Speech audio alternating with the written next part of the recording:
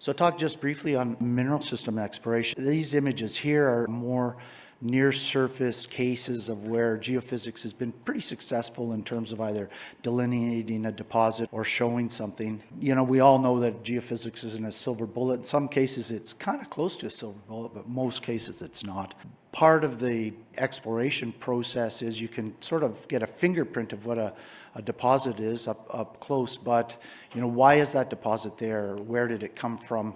And these sorts of questions are usually tied to, you know, geological models, etc. So just going back to this slide and why we're interested in measuring these very deep geophysical images. Again, this is from Australia. It's 60 kilometers deep, and you see a large, big purple or red conductive feature down at depth. The blue is resistive rock, and then there's these three fingers that come up from the abyss. The thinking is that these are, you know, crustal breaks and sutures, and they've allowed fluid, or they act as fluid pathways. And so at the top of each of those fingers, you see some letters. OD in the middle is Olympic Dam, one of the largest mines in the world.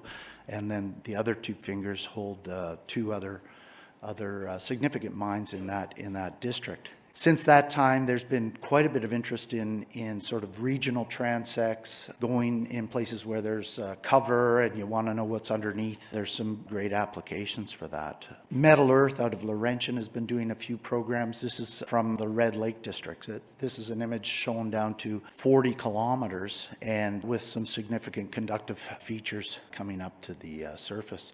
For geothermal exploration, I noticed this slide, and one of the things, you know, they're typically looking in that 5-kilometer range, and so we're starting to get closer, showing you some examples that are a little bit more maybe relevant to your day job, closer to the surface. But in the structures and the features in these situations are very similar to what is really going on in a lot of mineral deposit exploration, the environments, the magmatic eruptive intrusions, and deep structures and sutures. And so the concept of utilizing MT in amongst exploration programs is to get the big picture of what might be happening underneath, you know, your local geology or your local IP survey or that sort of thing. This is a recent slide. The section is from a recent survey we were involved with up in the Yukon, where again it was more of a geothermal initiative, but the line actually was fairly close to the Coffee deposit. And I asked the guys involved at the GSC and the YGS if we could move a few sites so that the line actually went over. Let's see what's under there. So the red circle on the map is zooming in on the Coffee